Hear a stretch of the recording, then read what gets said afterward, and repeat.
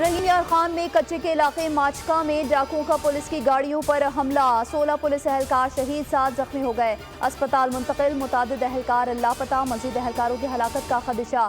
ڈاکوؤں نے چھٹی سے واپس آنے والی پولیس پارٹی کی گاڑی خراب ہونے پر گھیراؤ کر کے دھاوا بولا، راکٹ سے نشانہ بنایا، گاڑیوں میں 20 سے زائد پولیس اہلکار سوار تھے۔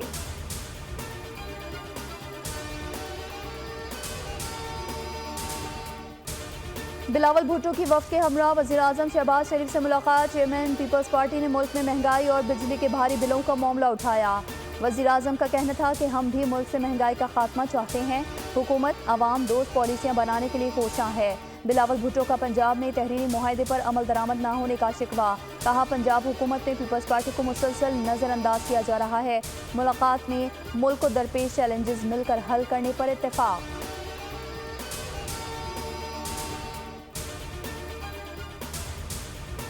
سپریم کورٹ نے مبارک ثانی ضمانت کیس میں وفاقی حکومت کی درخواست منظور کر لی۔ عدالت نے 6 فروری اور 24 جولائی کے فیصلوں سے معترضہ پیراگراف حذف کر دیے، کسی بھی فیصلے میں بطور مثال پیش نہیں ہوں گے۔ علماء اور مذہبی جماعتوں کے نمائندگان کے دلائل کے بعد چیف جسٹس قاضی فائز عیسیٰ نے مختصر فیصلہ سنایا۔ تحریری حکم نامہ جاری، چیف جسٹس نے ریمارکس میں کہا، غلطی سے بالاتر نہیں ہوں، ہم سے غلطی ہو تو انا کا مسئلہ بنانے کے بجائے اصلاح کی جائے۔ پارلیمان کی بات سر آنکھوں پر ہے، آپ کا شکریہ، آپ ہمیں موقع دے رہے ہیں۔ جنہوں نے نظر ثانی درخواست دائر کی ان کا بھی شکریہ۔ چیف جسٹس نے مولانا فضل الرحمان سے کہا کہ عدالتی فیصلے میں کوئی غلطی یا اعتراض ہے تو بتائیں، دیگر اکابرین کو بھی سنیں گے۔ مفتی تقی عثمانی ترکیہ سے بذریعہ ویڈیو لنک سپریم کورٹ پیش ہوئے۔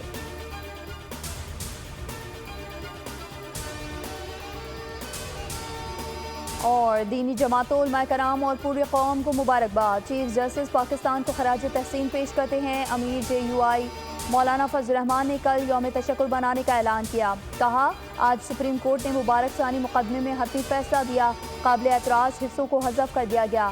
1974 میں قادیانیوں کو پارلیمان نے کافر قرار دیا تھا، آج پاکستان کی سب سے بڑی عدالت نے بھی پارلیمان کے فیصلے کو عزت دی۔